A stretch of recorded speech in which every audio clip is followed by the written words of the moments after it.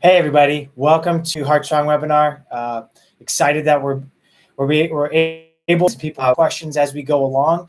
We'll do our best to make sure that we answer everything while we're talking, but at the end we'll make sure that we save time to answer any specifics you guys may have. But let's get right into it. So the reason that we're doing a whole workshop devoted on heart health is because heart disease is becoming the leading cause of death in North America. And this is something that everyone is aware of, that heart disease is a problem, but we're not taught the right information when it comes to heart disease. And so the reason that we titled this workshop Heart Strong is because we want to be moving towards a positive. We don't want to try to be running from a negative and living in a place of fear. That's what the problem with where we've gotten to with our entire healthcare system is. We've just been taught fear. And patients, you guys know everything that we talk about is that God made our body amazing. Our body is incredible. It is created to heal. And so we're going to be running towards being strong, living our best life. And that's why we want to give you guys all the tools and resources to have the strongest heart that you can possibly have. Because for however many years God planned for us to be here, our job is to take care of our body. And so in this webinar, we're going to be going over why heart disease numbers continue to grow each year. We're going to be going over the connection between high cholesterol and heart disease, lifestyle changes that can prevent heart disease, and easy action steps that you can start to do to decrease your risk of developing heart disease and really increasing your health. So we have people come in all the time who unfortunately are given a diagnosis, and it comes down to whatever that inner voice is, whatever your belief system is. If you have a doctor telling you you have type 2 diabetes, you're going to have to be on a medication the rest of your life, and you do exactly as that doctor told you, then yes, you're going to be on that medication for the rest of your life. But what we have to look at is getting out of those limiting belief systems, because the majority of diseases, 80% of them are lifestyle induced. And so if we lifestyle our way into it, we can lifestyle our way out of it. And truly the amount of diseases that are actually genetic that we have no ability to change is a tiny, tiny percentage. Now, you might have those genes turned on that are making you at a higher risk for heart disease, but you can make changes to make sure that it doesn't lead you to that place. It just means that you have to work harder. You can't just sit back and not do anything. But we just had this past week, we had a patient who has been on 3 different blood pressure medications for years. And actually their doctor was just recommending increasing the dosage again. This is something that we see all the time. We're not actually given the reason as to why we have high blood pressure in the first place. And then over the years, the medications keep upping in dosage. We keep putting on more and more. That's because the problem is getting worse. And I love that we were able to start to get to the root cause, and they were actually able to come off of medications. Their doctor took him off the medications. And so I want to encourage you guys that, whatever you've been told, if you start to change your mindset and change your limiting beliefs and know that I just have to change my lifestyle, I have to start changing my daily habits and my mindset that disease does not have to be inevitable, but we've got to empower ourselves to work our way out of it. So, like Erin was saying, this workshop is set for a specific reason, because right now, the leading cause of death in the world, the number one cause of death is cardiovascular disease. The 2 most common diseases or things associated with it would be heart attacks and strokes. So there's a reason that February is centered around heart health. We have the Heart Awareness Month. We're doing a specific heart health workshop, and we're calling it Heart Strong because we want to give you strength and certainty in knowing that, like Erin was saying, if we got ourselves into this with our lifestyle, by making changes with the lifestyle, we can get ourselves out of it. But before we get into some of the specifics of heart disease, the do's and don'ts, the risk factors, warning signs, action steps you guys can take, we do have to go through some common myths associated with it. And the first one being, that this disease process, heart disease, is normal with aging. And, we had a mentor of ours say that it has nothing to do with aging, and it has everything to do with time. And it's the length of time that you're not taking care of yourself. So the reason that we typically see this in older populations, and that may be more common, but it's absolutely not normal, is because they've had longer time of not taking care of themselves. But in reality, this problem is getting worse and worse younger and younger. So just to go through some of the statistics from the National Library that supplies their the major coronary arteries that are supplying their heart. 4 to 10% of all heart attacks occur before the age of 45. And this is something that was completely unheard of when we were generations before that, seeing it before the age of 45. This was something that happened much, much later on in life because the length of time somebody had to not take care of themselves built up. But we're seeing this happen more and more, and it has a lot to do with the things that we're exposed to nutritionally, through the environment, the stress that we're putting on our bodies every single day, and it's happening younger and younger. Well, and just really quick, unfortunately, what we're seeing now with heart disease, typically people don't know they have an unhealthy heart until they actually have the heart attack. And like Zach is saying, this is happening younger and younger. And so we're so glad that you guys are on here, because we don't want you to wait until the heart attack before we realize, oh my gosh, my heart was in really bad shape. But unfortunately, the majority of the time, that is the first symptom that anything is wrong. But that was actually, when you have the heart attack, is the crisis point that's been building for decades in the body. And so Zach saying these numbers, this applies to your children or your grandchildren as well. Taking care of your heart is not something you start to think about when you're in your 40s and 50s. This is something we should be thinking about right away. And if you are in your 40s, 50s, 60s, 70s, wherever you are at, we got to start taking action now, because if you have an unhealthy heart, it can heal. If we start correcting the things that was causing the damage and start moving in the right direction, then we don't have to keep going down that route of crisis. But let's also focus on this next generation and the younger generation by getting them to make changes so we can truly prevent them ever going that route. Well, and when we say these numbers about we're seeing it younger and younger, this problem is becoming happening to younger and younger age groups. The next myth that we're being told is that the raw numbers are going down, so this problem is getting better.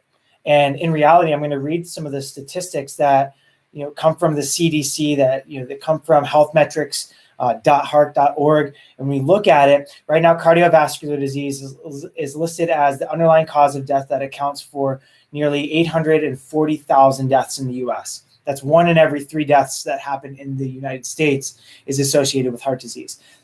The average is 1 death every 38 seconds is because of heart disease. And the indirect costs in 2015 were $368 billion. The indirect costs were $237 billion in 2015, and they're projected to increase to $368 billion by the year 2035.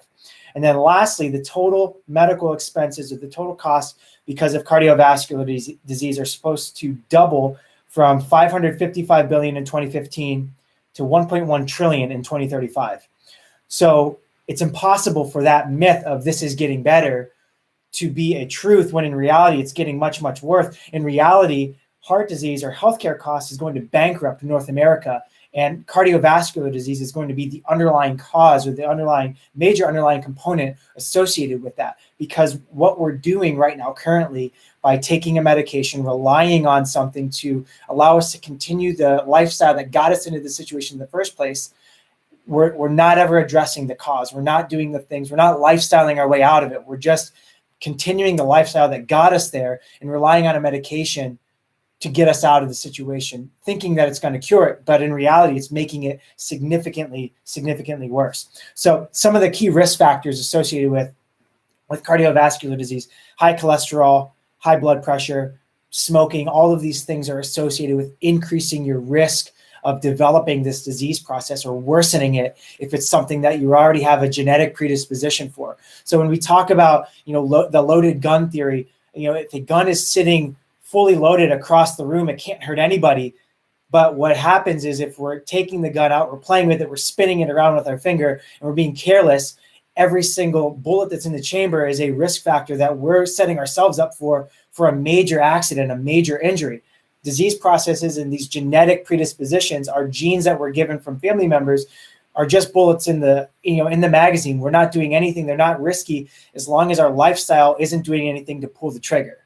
Yeah. And so, when we look at heart disease, a lot of people aren't explained what's causing it, or the doctor doesn't even go there with it. It's just got a bum ticker. Yeah.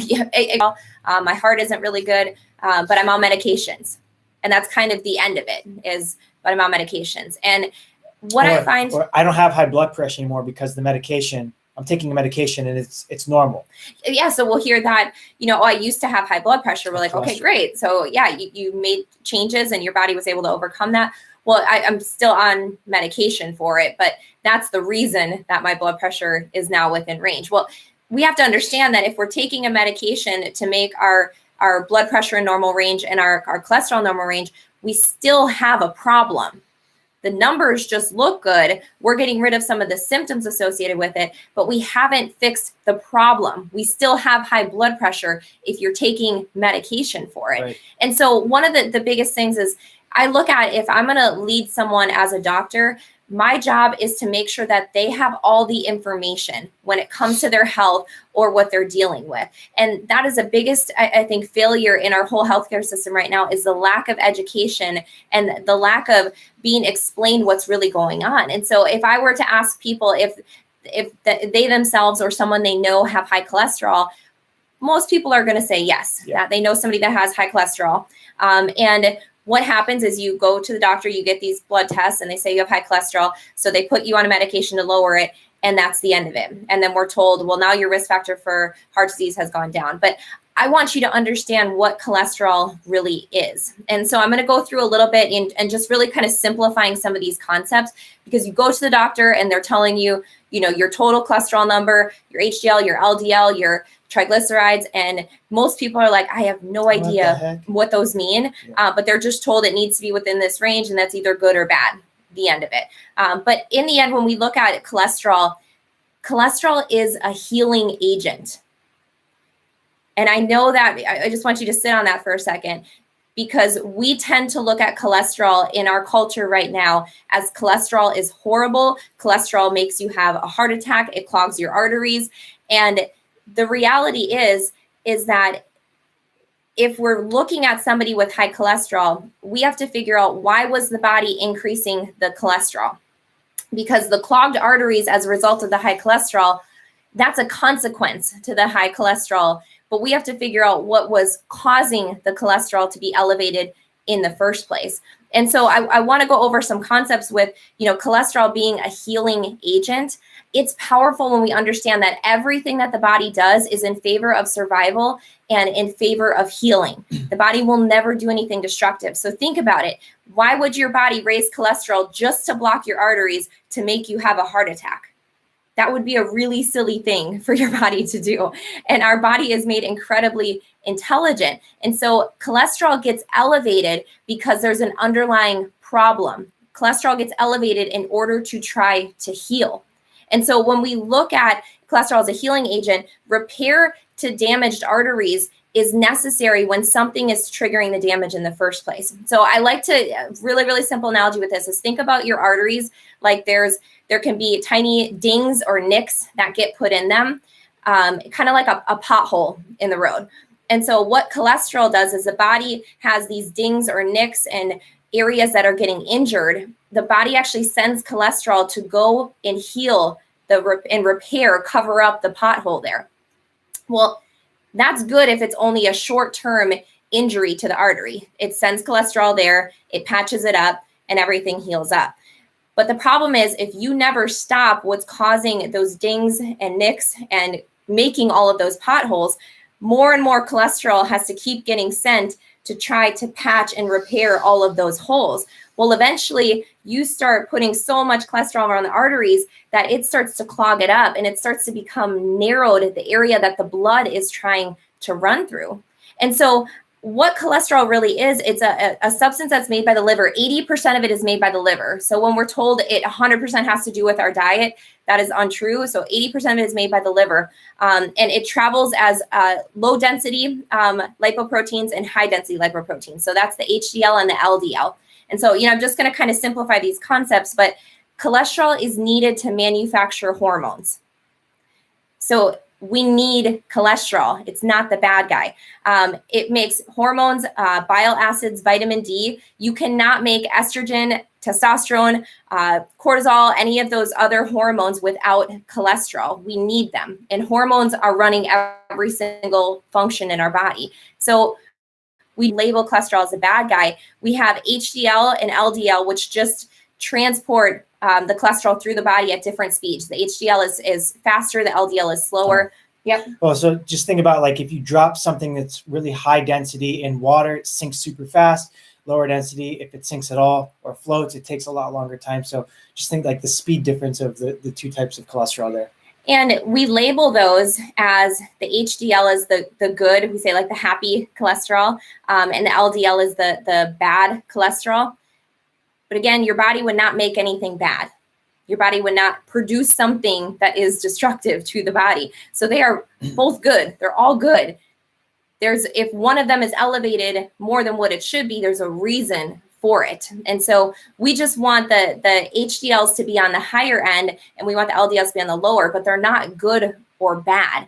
But when we look at the body trying to repair because of different damage that's happening, and I'm going to be kind of going over the things that cause the dings and the nicks and, the potholes in the arteries, just really quick, if in your mind, you're like, how does that happen in the first place? Things like toxicity, sugar, inflammation from, bad nutrition, lack of exercise, abnormal hormones. Those are all different things that can create those dings and nicks within the arteries. But the body is trying to heal. So more and more cholesterol clogs the arteries. Your blood is carrying nutrients to every cell, tissue, organ in the body, and it's carrying oxygen. So I want you to think about now, if we're sitting there narrowing the artery, it's going to start to create some problems. And so putting somebody on a cholesterol lowering medication, while we say that actually is going to make them healthier or lower the risk of heart disease, think about what that's actually doing to the body. We're not fixing what was causing the damage to the arteries. And now we're just shutting down cholesterol and actually stopping the repair process. So it can actually make the problems accelerate, and your health can actually continue to get worse as a result of it. And so some of the myths when we look at things like heart disease, it's not cholesterol that causes heart disease, it's the oxidation of cholesterol that causes heart disease. When we look at, we say that normal cholesterol levels are going to reduce your risk of heart attacks. But this is crazy. So they found more people have heart attacks with normal cholesterol levels than with elevated. So more people are actually having heart attacks with normal cholesterol levels than if it was actually to stay elevated. Again, because we're interfering with what the body was trying to do. Cholesterol is a healing agent. And so there's the truth is that we have a higher death rate with low cholesterol than actual high cholesterol. And these are, pretty amazing. Like we have all these studies, if anybody's interested in looking at any of them, we have these references here. And another truth here is we've been put on statins, and more people are getting put on statin medications, but they found that statin drugs, which are cholesterol lowering drugs, do not actually lower, so they lower cholesterol, but it doesn't reduce the risk of heart attack or stroke. So wonderful, we're doing a great job at lowering cholesterol, but all of these studies are finding that your risk of heart disease and stroke is not any different on the medications. And, statin medications are one that come with a ton of side effects associated with them. So the answer is not to just go on a medication. We've got to get down to the underlying problem. I'm not saying that you should just stop taking your medication. You got to start making changes to correct why the injury was happening, to correct why your body was needing to raise that cholesterol. That's the answer long term. And then discussing with your doctor about being able to work off that medication if you're making the lifestyle changes that are necessary to correct what's causing it. And so there's a really good documentary, if anybody has ever, or wants to look more into this, it's called Statin Nation. This is a really good one that goes through the consequences of what we've done over the years by just putting everybody on cholesterol lowering medications. So some of those causes, the things that, damage the arteries, that cause the nicks or the potholes, and add this stress that increase our risk of narrowing the arteries. Aaron touched on it really quickly, but one of the major components is going to be a poor diet, and that's going to be foods that are high in trans fats, that are going to be high in carbohydrates, that are, or more specifically, refined sugar, things that's going to cause an inflammatory response long term in the body. Lack of exercise, they found that regular exercise is going to increase the high density HDL, decrease LDL. It's going to decrease risk factors of heart disease and improve overall. Argue that exercise is absolutely beneficial, but how it plays a role in overall exercises or in overall heart health is that it's going to decrease risk factors of cardiovascular disease. If you're overweight, there's a higher likelihood of developing an imbalance between LDL and HDL, and then also adding an increased risk factor of high blood pressure and type 2 diabetes, which also increase the danger or the likelihood of developing cardiovascular disease. Older age is a cause of high cholesterol, and that's again going back to the length of time that somebody has to not focus on their health. So just because you're older doesn't guarantee that you're going to have higher or imbalanced ratios of cholesterol. All it means is that you've had a longer opportunity to not focus on your health. So the chances of developing high cholesterol, total cholesterol, is greater because the length of time has been increased. There is a hereditary or genetic component associated with it. Again, going back to that loaded gun theory. And then other causes are going to be things like type 2 diabetes, stress, hypothyroidism, kidney and liver disease, PCOS, and even medications can increase cholesterol. So again, going through these things, the poor diet, lack of exercise, being overweight, all of these things are lifestyle components that you can absolutely make changes with, regardless of where you're at, whether or not you're on a medication for heart disease or not. By making these changes, you can absolutely improve your overall health to get to a point where you no longer need them. And that's not to say stop taking medications if you have heart disease or cardiovascular disease. That's not at all what we're saying. What we're saying is that we need to focus on lifestyle so that we can get to a point where your doctors take you off the medications because you no longer need them. It's a really empowering thing. We have patients all the time who go in for their routine visits, and it's awesome because they get new blood work and their doctor's able to actually cut them back on medications. The patient that was on 3 different blood pressure medications was starting to have some dizziness. And I was like, you know what, your blood pressure might be getting too low now because you've been actually correcting what was causing it. So they went back in and the doctor was like, yeah, we really got to pull you off of these. And, we have the drug freedom cans in our office. Like, it's freeing when you don't have to rely on a medication for the rest of your life. And that's really, in the end, a medication is there for you when you're in a crisis situation, but then you got to get yourself out of crisis and make changes and then get off the medication. The answer for your health is not to be put on a medication for the rest of your life. It should be something temporary while we're correcting what's causing it. And so, we touched a little bit on cholesterol. And so, what the biggest, kind of takeaway going through that is that, cholesterol itself is not a damaging thing. And cholesterol itself is not what causes heart disease. It's the issue with the chronic underlying issues continuing to cause damage. Cholesterol is there to try to heal and repair, and it becomes a bad guy. We say cholesterol is like Superman showing up to try to save the day, and then the police arresting Superman and saying, you were found here, and so we're going to blame you for what happened. Like, no, the cholesterol just went there to try to fix things that were going on. The cholesterol isn't a problem in itself. We got to figure out, what was driving the body to do that? Cholesterol is a healing agent. And so when we look at something like high blood pressure, your body would never raise blood pressure if it didn't need to. It's doing it for survival. So your blood is carrying nutrients, it's carrying oxygen, it's needed to get to the parts of the body. And so if your blood pressure is going up, that means that your body is in more demand of nutrients and oxygen.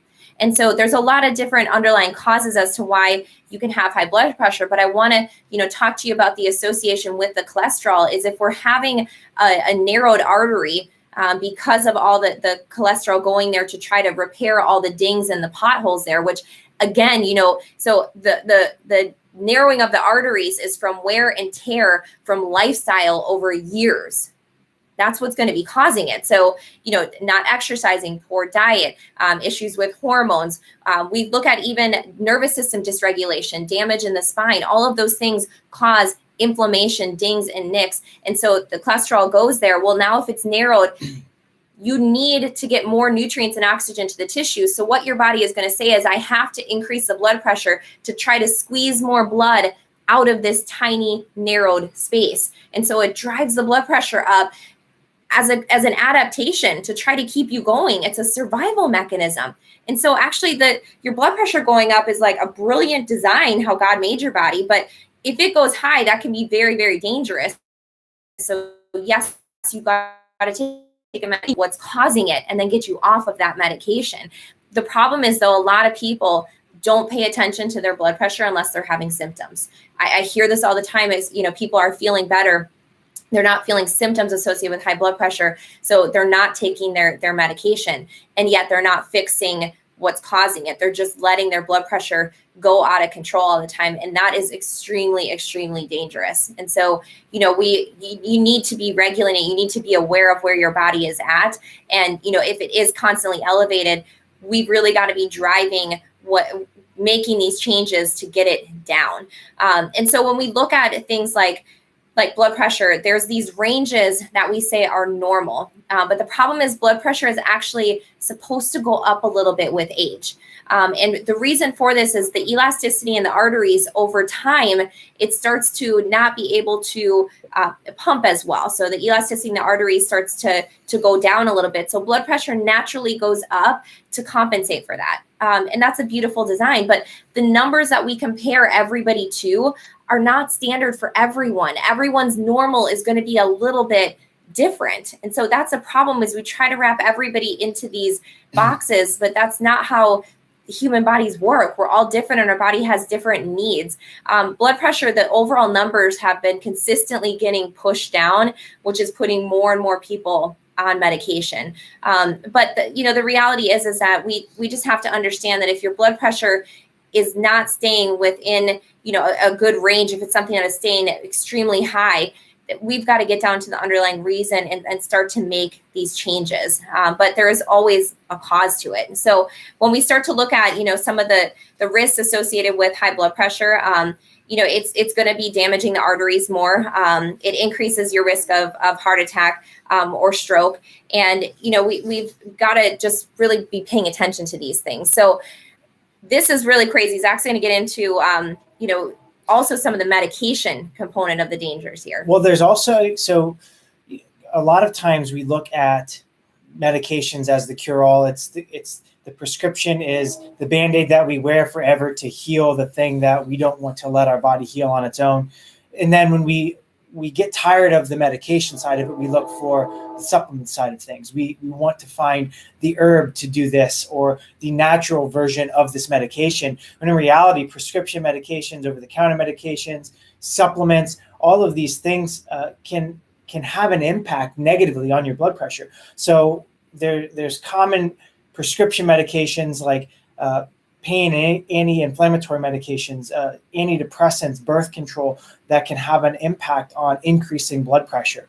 Caffeine is something that we, as Americans, and I would say most adults worldwide, consume some form of caffeine, or a lot of people are consuming that when it's going to have a negative impact on overall blood pressure.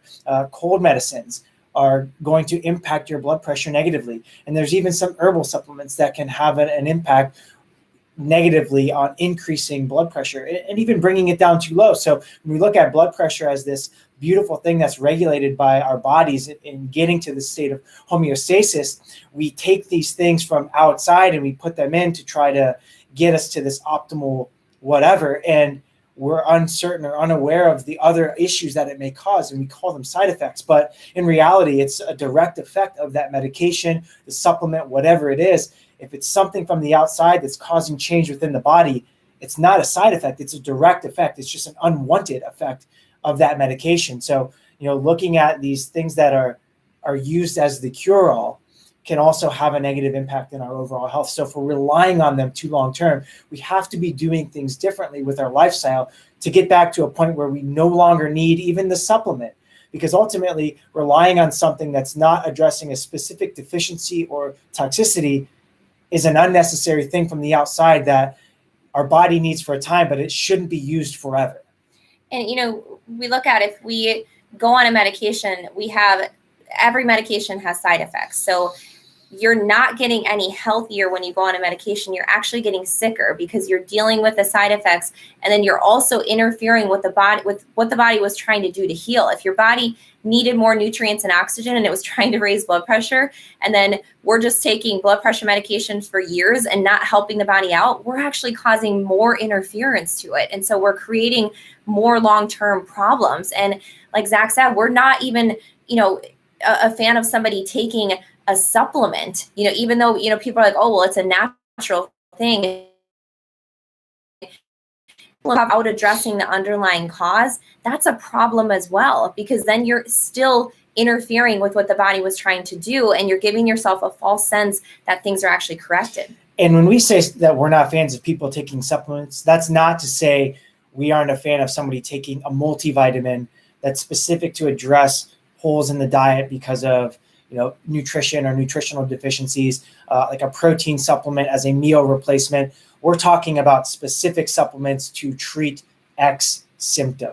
When we're looking at a supplement to treat something else that our body's doing innately, that's a type of supplement that shouldn't be used long term. Yeah, because we can get into the place where we start to look at more natural means, and we look at, oh, this herb or this supplement can have this effect on the body. Well, I'm going to do this. And so then we're still trying to heal the body from the outside in, instead of working with what's going on in the body. So, just to be really, clear on that again, it's a supplement should only be used to correct a deficiency, not to try to fix something from the outside in. It's correcting a deficiency within the body or helping it to detox the way that it needs to.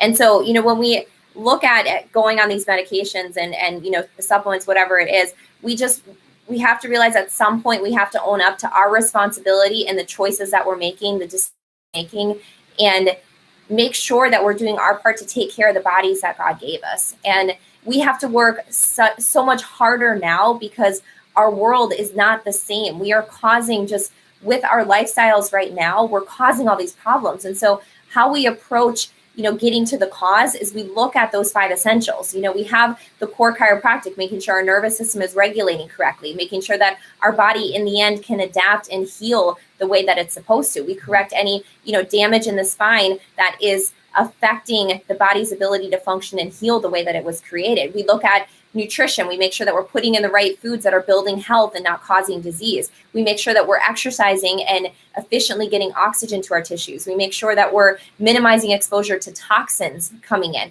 And we make sure to take care of our mindset and our stress management, because we live in such a world that all of those areas, we're going completely against the way that God designed our bodies to actually be. And so we have to own up to the responsibility that, the conveniences and how our lifestyle is right now, we've got to actively be aware and make changes so we don't keep going down the same route that we are. And Zach giving those numbers earlier of how big this is for now kids to already have plaque buildup in their arteries.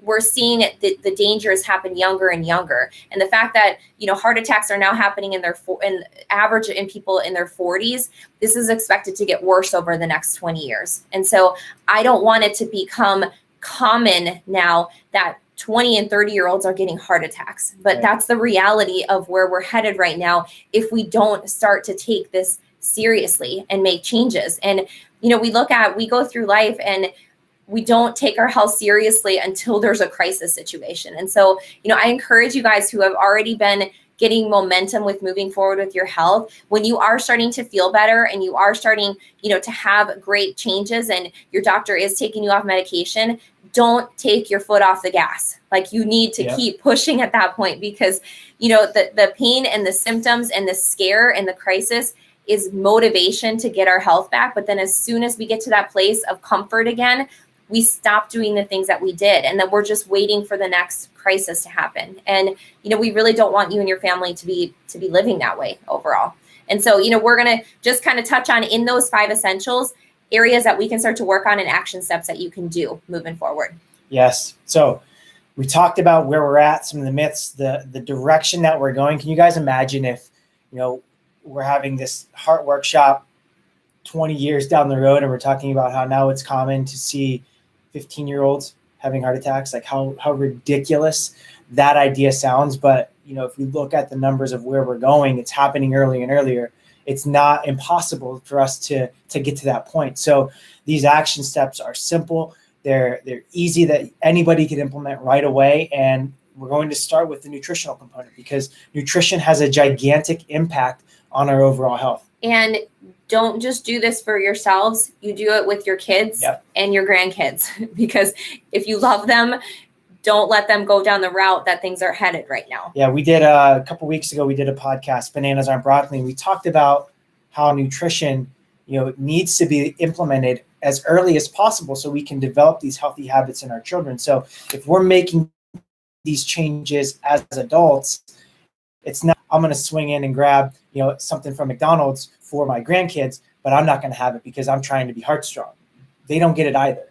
And unhealthy adults are what create unhealthy kids. And we stay in this bad pattern. And so if we continue to just do the lifestyle things that we did and not make any changes, we're creating these same things. So if you're, not in a healthy state and the habits and lifestyle that you've created, you're on medication and, you're not doing well with your overall health, we've got to change it. Otherwise, we're going to do the same exact things and they're going to repeat it with our children. So we need to show and make it easier for them. We want to build up generationally where we get better as a family.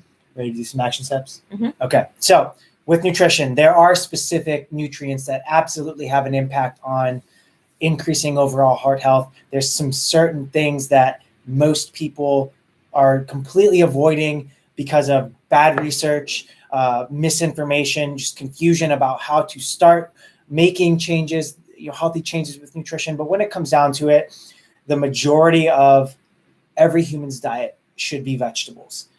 Vegetables, fruits, some animal proteins or animal products on the side can absolutely be beneficial to overall health. And then we're eliminating the refined processed stuff. So when we talk about nutrition, we want to keep it super, super simple. Eating more fruit and vegetable, or eating more vegetables and fruit, minimizing the amount of animal proteins if we're consuming them. We're getting the best quality versions that we can absolutely get. And if we can't get them, we don't eat them, and we go back to the first step of eating more vegetables and fruit and eliminating refined grains and sugar, which again, if we're still hungry, we go back to number one and we eat more vegetables and fruit. But when we look at some of the essential nutrients that we miss out on, things like potassium, like broccoli, wild-caught salmon, halibut, spinach, mushrooms, sweet potato, all of these things are going to be potassium-rich foods that are going to be absolutely beneficial for supporting overall heart health. Then we talk about the amounts of good, healthy fats we should be consuming. When we're told fat-free is the way to go if we want to protect our heart. But for the last 40 years, we've been eliminating this from our diet. And for the last 40 years, heart disease has been getting worse. We look at our weight and hormone issues have become more problematic. Our brain function, we see neurodegenerative issues more and more common. And we've been taking out this essential component for nutrition for decades. So was it in the 40s that the 90s, like 70s, we've been like fat free. Yeah. So I think it was around in the 60s when there was a decision, like heart disease was going up and they had to decide what was causing it. And there was a lot of pressure. And guess who funded the research? The research that showed that it was fat in our diet that was causing heart disease. Yeah. Guess who funded that? It was the sugar industry. So the sugar industry funded the study that blamed fat, when in reality, there were other studies around that time that was showing it was sugar that was increasing the risk of heart disease. But we changed all of our protocols, like Zach was saying here, over the past 40 years because of flawed research that had come out. And so if you were told that over the years, just, we know that this is, something, a different truth that you're being told right now. But unfortunately, we've been misinformed over all of these years, and we've been practicing bad medicine as a result of it. Well, it's not even research from the 60s or 70s. We see it now. The American Heart Association sent out or submitted that the research that coconut oil was damaging and problematic for your heart But in reality, what they don't tell you is the canola industry funded that research. And they also use a type of coconut oil that is problematic. They used refined coconut oil. So they took a perfect fat, they took it through this process of refining it, pulling out the components that are absolutely beneficial, and made it a more inflammatory, problematic fatty acid. So when we talk about increasing the amounts of fats, we're not talking about eating more margarine or going to the fast food and getting extra French fries. We're talking about eating good, healthy fats that are minimally processed. So that would be extra virgin olive oil, coconut oil, that's unrefined. So the thing you want to look for if you're consuming coconut oil, which you should be consuming coconut oil, is extra virgin, unrefined. If you are eating margarine, that can go right in the garbage because, believe it or not, even the insects and bugs won't eat it because they know that it's not really food. Molecularly, it's very, very close to plastic. So those trans fats absolutely down. It's really good. It's the best thing that we've ever put on. So I did not grow up eating vegetables. So like I still struggle with like I eat because they're good for me, and I'm getting more of an acquired taste to vegetables. I wish that I learned to eat those when I was younger. But if I put a lot of butter on them, it tastes really good.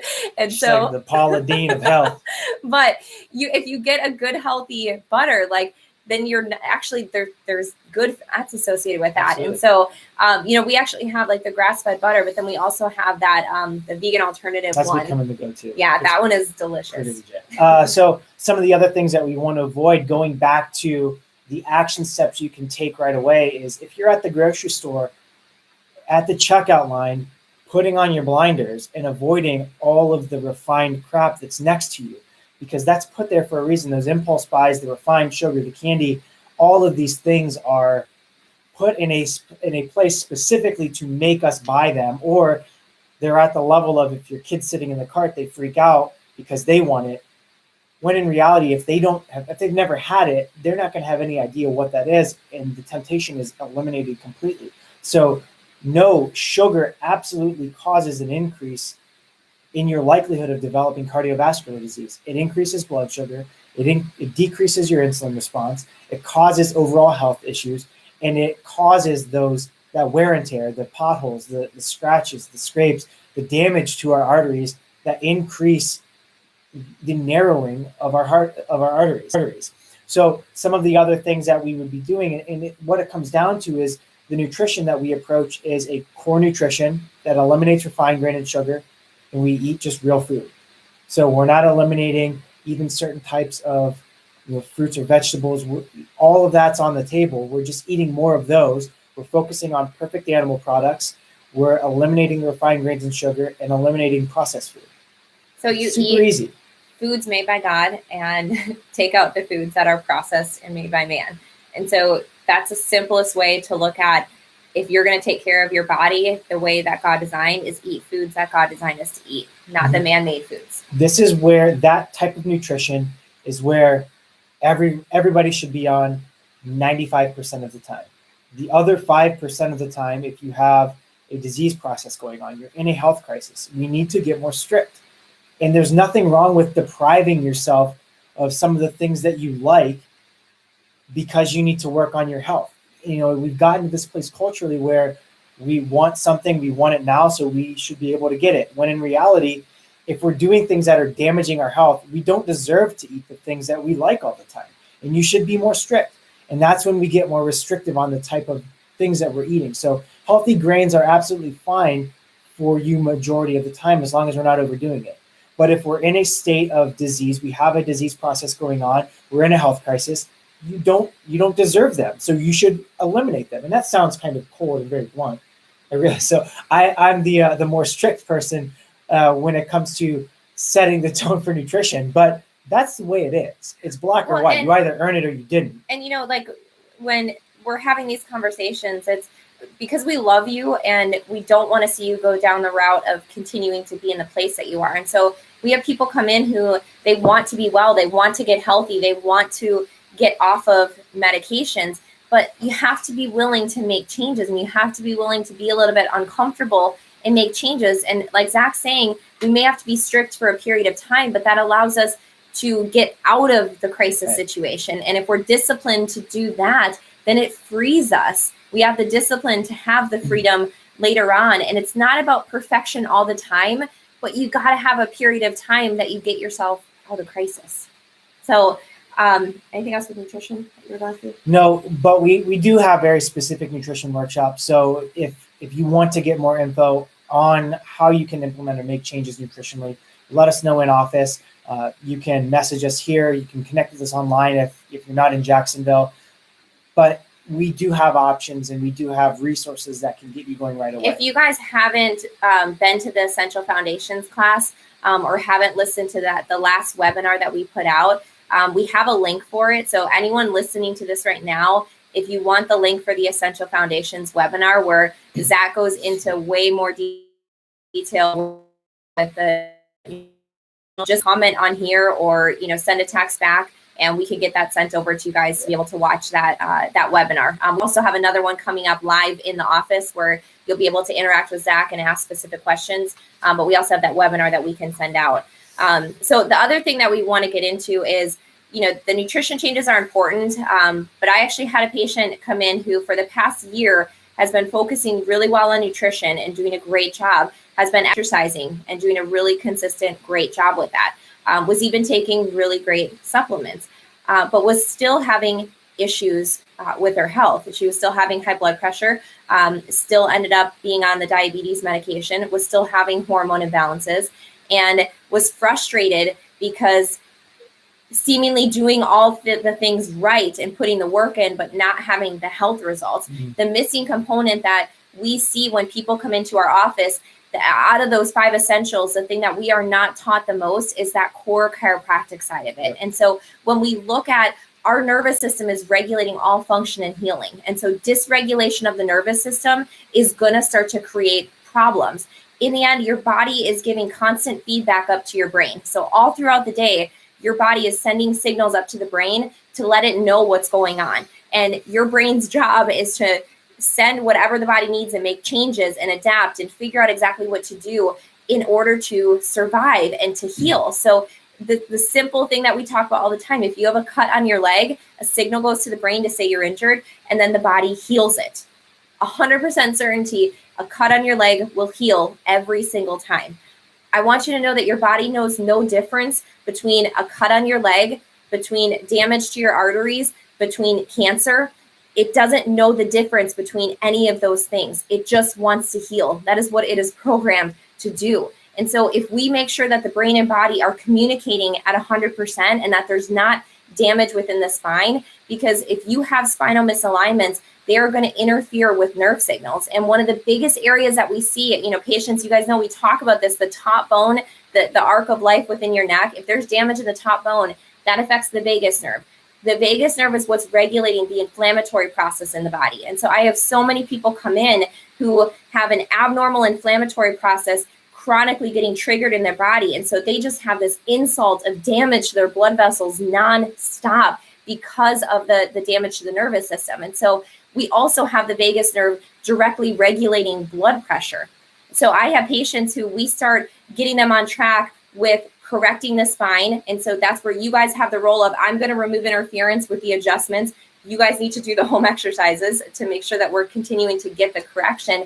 But she was actually able to, her doctor took her off the medications. She's been able to gain momentum with her health because the missing component was that her nervous system wasn't functioning the way that it's supposed to. And so I want to encourage you guys that, for a lot of you, that's been the missing component for years.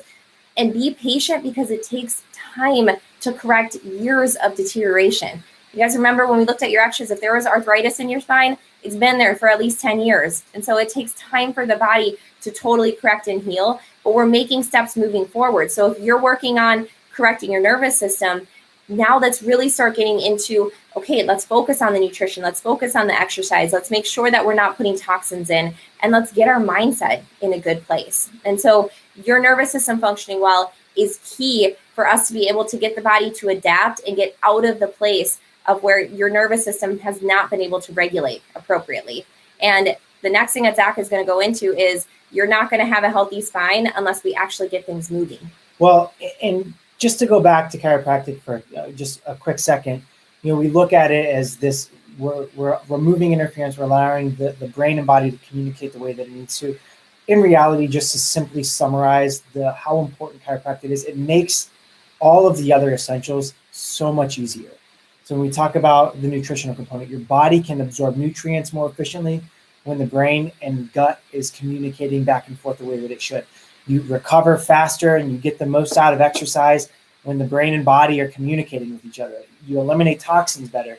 You can handle and manage stress better. Like, all of these things are such a vitally important component with our overall health that it sounds so simple that it's easily overlooked, but it's just such an important component. So when we talk about how it makes things better, when we look at exercise as one of these components, the way that exercise is impactful is by moving the spine through various ranges of motion. That's what we do while we're warming up prior to getting a job. It happens with the adjustment itself. So, or every single day, we need to move our body. We need to move our spine through these various ranges of motion. That's why humans have such a need for exercise long term, is because we need to move our body. We need to move our spine so we can allow the interference to autocorrect. But if we don't move our spine consistently, these adhesions lock the spine up, and it becomes harder for our body to correct itself. So that's why chiropractic is such an important part. So from the exercise standpoint, I'm going to keep it super, super simple for everybody, because if you haven't been exercising consistently, or if you're afraid to get started, my key action step is to just find something you enjoy doing and do it. It doesn't matter if you're getting into the 90% heart rate range and you haven't exercised in years. If you're sitting on the couch majority of the time, just find some form of movement and do it.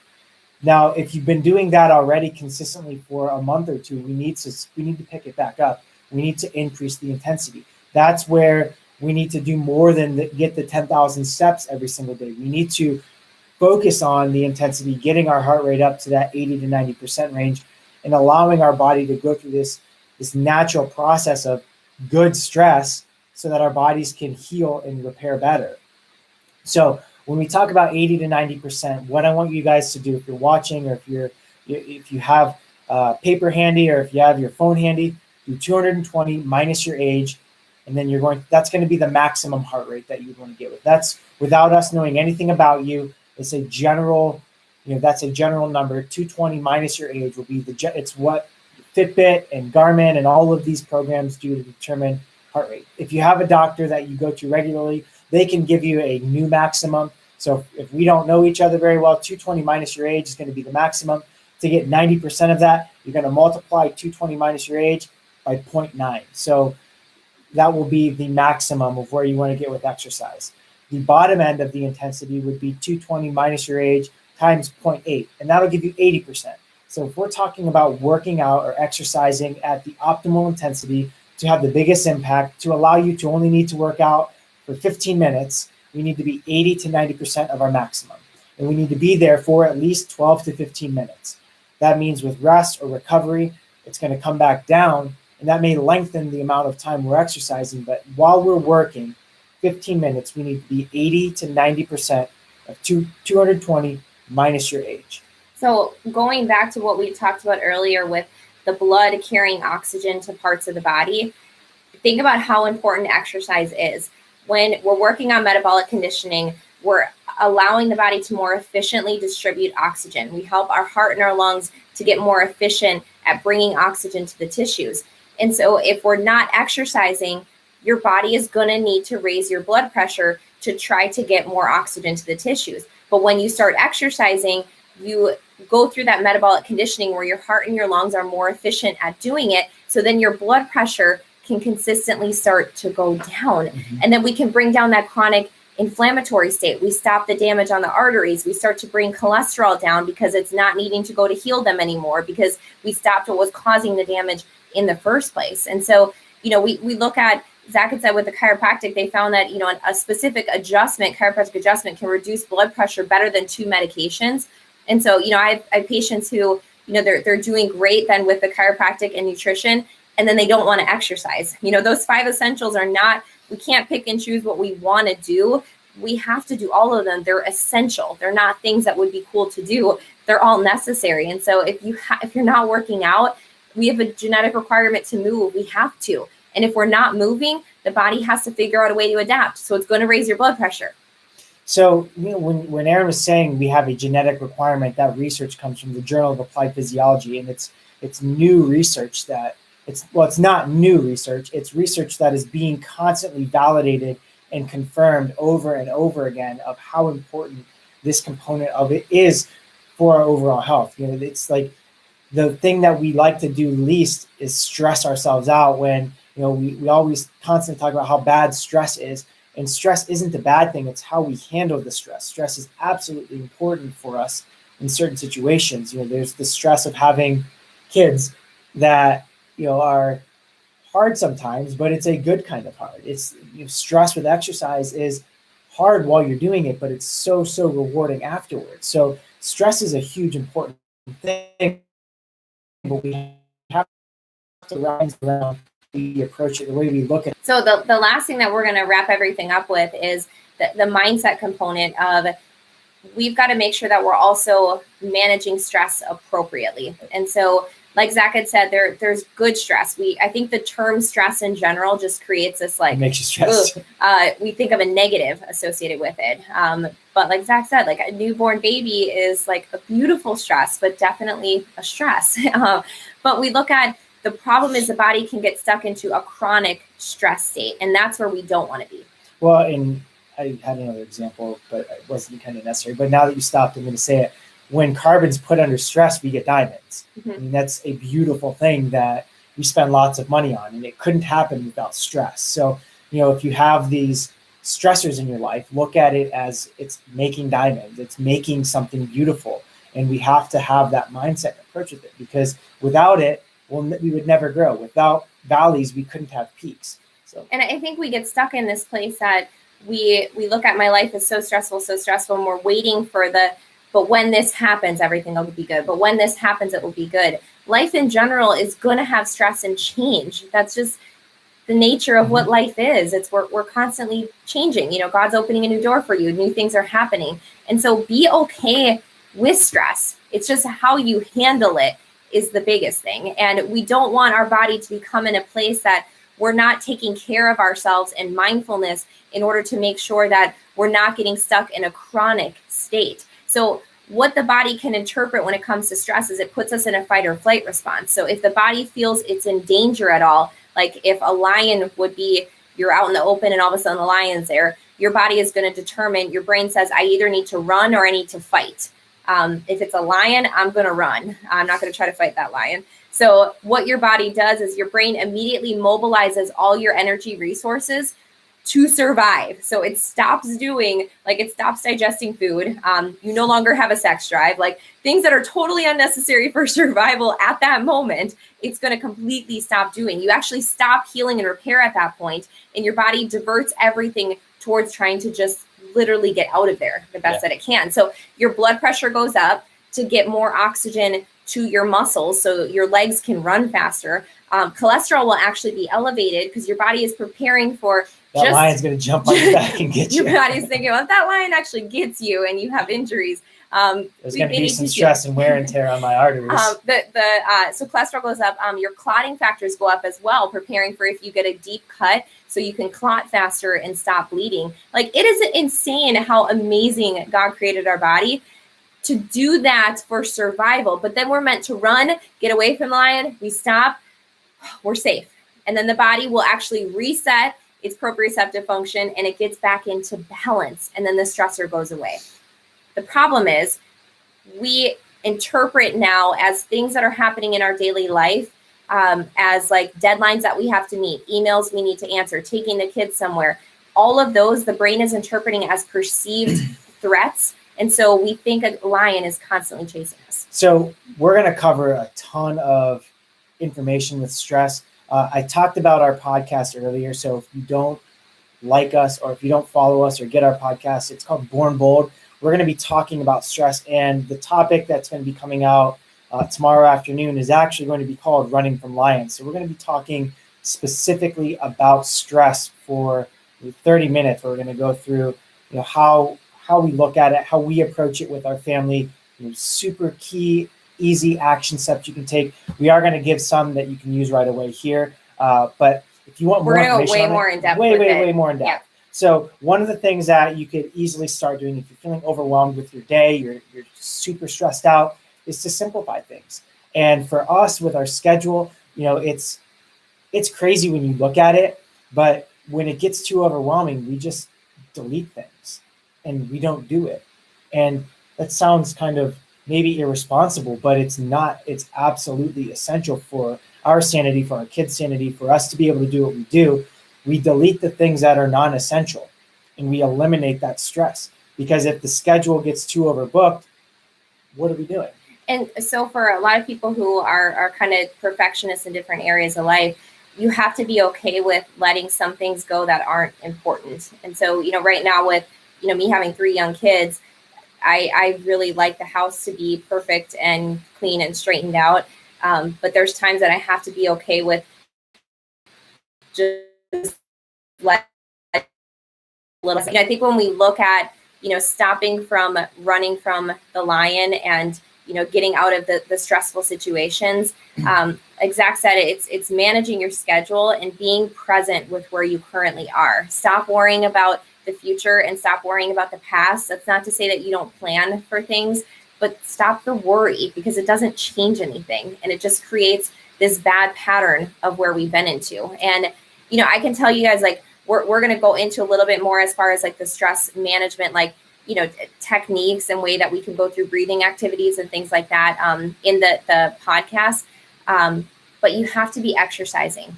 And so the best way that you can bring down your stress levels is to be exercising, because I told you that when you run from the lion and then when you stop, your body knows you're safe. If you're never moving your body, you're stuck in this chronic fight or flight. The way you get out of it is you have to move your body in order for your fight or flight response to come down and your body to actually be in balance. So the best thing that you can do to manage stress is actually add workouts in. So somebody that I look up to and I follow a lot of their teachings online and through books is the concept of being fit for service. We need to be fit for service in all aspects. And when it comes to mindset, how we approach stress, how we approach our overall health, by the things that we eat, by the activities that we participate in, by how we take care of our spine, our brain and body. All of those things are making us fit to serve other people and to serve God, really. And when we're not fit, we can't live to our fullest potential. So the importance of this workshop is really to just give you conviction and certainty that everything that you're doing is building health, or it's not. And it's that simple. It's that yes or no. We're either moving towards something great or we're moving towards something not great. And when it comes to heart health, the activities that we do or the activities that we avoid doing are setting us up for either success or failure. The things that we eat, the things that we don't do by getting adjusted, if we're neglecting our spine, if we're letting the stressors build up, it's either damaging us or it's making us stronger. So we can use these stressors in any area to make us stronger in some regard, and we just look at that. So when we look at stress, it's how you approach it. It's how you look at things, and it's shifting the lens to either be good or bad. So in life, no pressure, no diamonds. we need to accept the stressors there. So, we're going to actually send you guys, all of you guys that register, you're going to get a text and an email with some action steps following this workshop. So you can continue momentum with things. The Essential Foundation link to listen to the more specifics with nutrition. We'll have the times that we do the Max T3 workouts in our office. We have an awesome group that does consistently, every Monday, Wednesday, and Friday mornings at 7:30. And then you also we have Monday night. We're going to be adding more times here in the next month or so. So if you're not able to make the early morning workouts, the early-ish morning workouts, you can get into exercise 3 days a week with us. We'll add more times and increase availability with that. Some other action steps that you could take right away is to build your safety net, build your tribe. So if you're watching this or if you're rewatching this, copy and paste this link in a text bubble and send it over to a family member or friend that needs to hear this information. You can share it on Facebook. You can do whatever you want with it. It's completely open. We're going to keep this live. So if you're not watching this live right now and you're rewatching it, make sure you reshare it. It's going to stay up on YouTube. Connect with us on Facebook and Instagram by going to Bold City. We kept it super simple. So it's facebook.com/Bold City. It's Instagram @Bold City. And you can connect with Dr. Aaron or myself personally by going there and liking those pages. But yeah, that's all we got for you. I don't see any questions in the box, so we're going to end it. But hope you guys have a great evening. If you do have questions that you didn't want to make public, send us a message again on Facebook. And we look forward to helping you out in some way. All right. Love you guys. Love you guys.